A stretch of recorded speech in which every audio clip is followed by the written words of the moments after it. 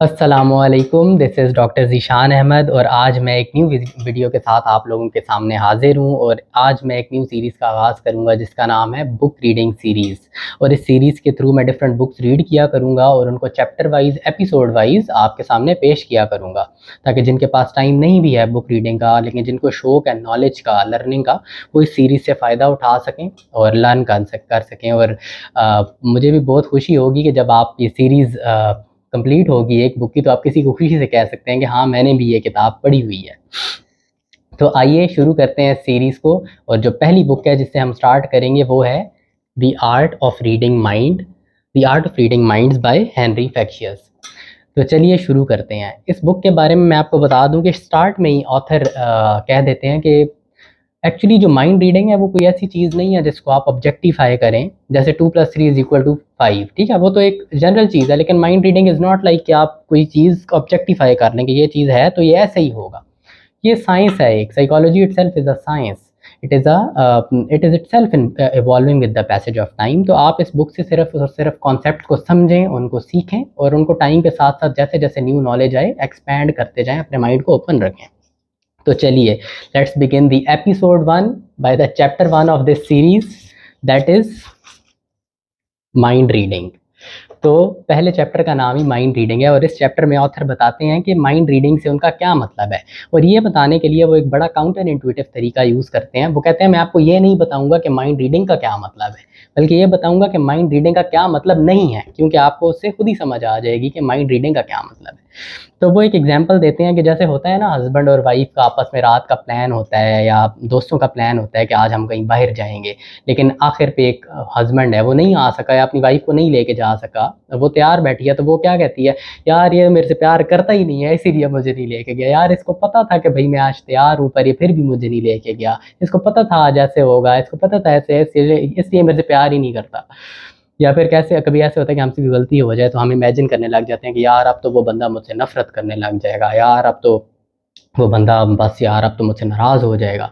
तो these are all not mind reading. इसका नाम है, जैसे आपको पता है ना, साइकोलॉजी में एक बड़े मज़े की चीज़ होती है कि चीज़ों के नाम बड़े मज़े मज़े के इंटरेस्टिंग होते हैं। तो दिस इज़ कॉल्ड ओथेलोज मिस्टेक। तो यानी व्हाट इज़ ओथेलोज मिस्टेक, कि आप किसी को, दीज जो माइंड रीडिंग नहीं है, these are kind of assumptions, हम खुद अज्यूम कर लेते हैं उसने ऐसा नहीं किया तो इसका मतलब ये है कि वो तो भाई प्यार ही नहीं करता, या उसने ऐसा नहीं किया तो ऐसा, वो तो कहीं ऐसा ना कर, वो ये उसकी ये नीयत है।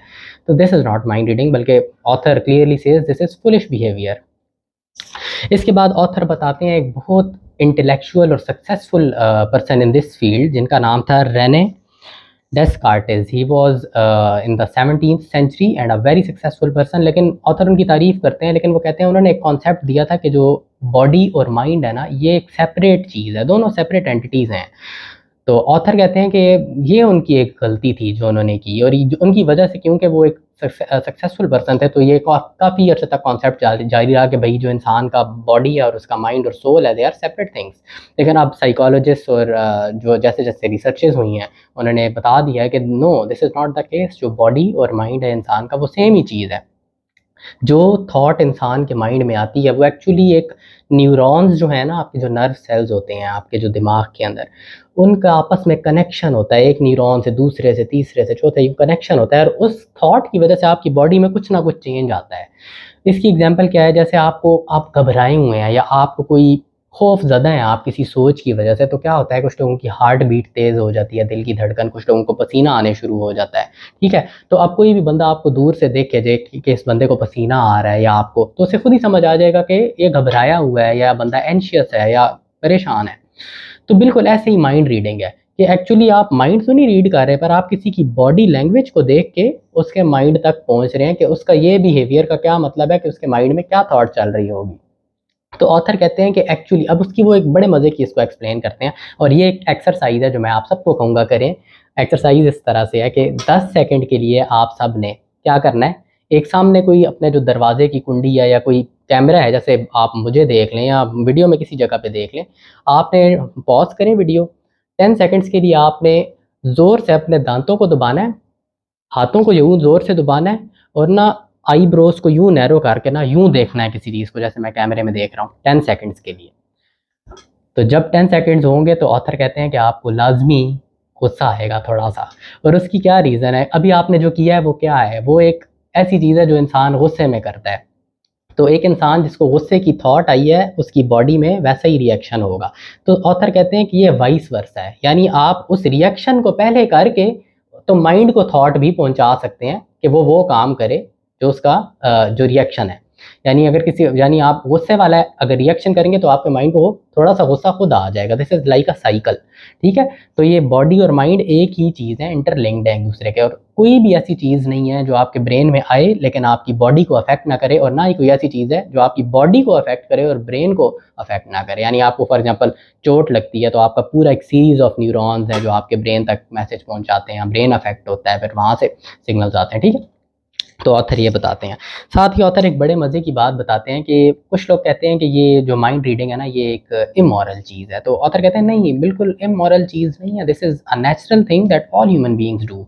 हम लोग सोचते हैं ना कि हम लोग आपस में सोच रहे होते हैं कि अच्छा वो कोई ऐसा क्यों कर रहा है, या उसने ऐसा क्यों किया मेरे साथ, या उसने ऐसी बात की तो उसका क्या मकसद था। तो ये नेचुरल है, तो ये कोई इमोरल नहीं है। ऑथर कहते हैं कि मैं सिर्फ आपको ये जो आप सोच रहे हैं ना, और जो एक नेचुरल ह्यूमन चीज़ है, इसका एक सही रास्ता बस बता दूंगा, ताकि जो आप सोच रहे हैं उससे बजाय कि आपका टाइम वेस्ट हो और आप उल्टा और कंफ्यूज हो, आप एक अच्छे डिडक्शन पे जा सकें और आपको अच्छी तरह समझ आ सके ह्यूमन बॉडी लैंग्वेज से क्या मतलब है। तो this is all about mind reading. और इसके साथ ही ऑथर बताते हैं कि दो तरह की कम्युनिकेशन होती है, एक वर्बल और एक नॉन वर्बल। और नॉन वर्बल को वर्डलेस कम्युनिकेशन भी कहते हैं। वर्बल कम्युनिकेशन तो वही है जो जैसे मैं आपसे कर रहा हूँ, अल्फाज से बातूनी कम्युनिकेशन। और नॉन वर्बल कम्युनिकेशन होती है कि इंसान किस तरह से बात कर रहा है, उसका कैसा तरीका है बात करने का, वो कैसे बैठा हुआ है, उसके हाथ कैसे हैं, उसने बाल कैसे बनाए हुए हैं, वो किस तरफ देख के सोच के बात कर रहा है, इस तरह की चीज़ें। और ये मेजॉरिटी ऑफ द कम्युनिकेशन होती है। ऑथर कहते हैं कि एक बहुत बड़ी गलती जो लोग करते हैं वो ये है कि हम ये सोच देखते हैं कि इंसान क्या कह रहा है, what the other person is saying, हम उस चीज़ पे फोकस करते हैं। Rather we should focus on how it is being said, how the other person is saying it. जो एक्चुअल चीज़ है वो हाउ है, वट नहीं है। अब जैसे मैं आपकी तारीफ़ करूँ कि यार आज तो आप बहुत अच्छे लग रहे हैं, तो आप तो खुश ही हो जाएंगे। लेकिन अब अगर आपको ये नहीं पता कि मेरा उस कहने का मकसद क्या है, या मैं वो किस तरह से कह रहा हूँ, हो सकता है कि मेरा कोई अल्टीरियर मोटिव हो आपकी तारीफ़ करने के पीछे। तो यही सब बॉडी लैंग्वेज से ऑथर का मतलब है। और उस बॉडी लैंग्वेज से आप इंसान के ब्रेन में जो चीज़ चल रही है, क्योंकि ब्रेन बॉडी लिंक्ड है, तो आप बॉडी लैंग्वेज को देख के ब्रेन के बारे में पता लगा सकते हैं। तो this was all about it. This was the first chapter of this book, an amazing series and an amazing book. तो आई होप कि आप लोगों को अच्छी लगी होगी। मैं ट्राई करूँगा कि कम से कम मिनट्स की ये बुक बने। Do subscribe to my channel, do like the video. और अब जो इसके बाद दूसरा चैप्टर है उसकी वीडियो सून रिलीज़ करूँगा मैं इंशाल्लाह, लेकिन अभी मैं उसका नाम भी नहीं बता रहा ताकि आप लोगों को सस्पेंस रहे। लेकिन so much is about to come, अभी तो कुछ भी नहीं है इस चैप्टर में। This is just the beginning. और आपको एंड ऑफ द सीरीज़ तक मैं ये गारंटी है कि एंड ऑफ द सीरीज़ तक आपको ये पता चल जाएगा कि किसी ने ऐसे देख के बात की है तो उसका क्या मतलब है, और कोई यूँ बैठा है तो उसका क्या मतलब है। तो this is very interesting. See you all in the coming video. अल्लाह हाफिज़, टेक केयर।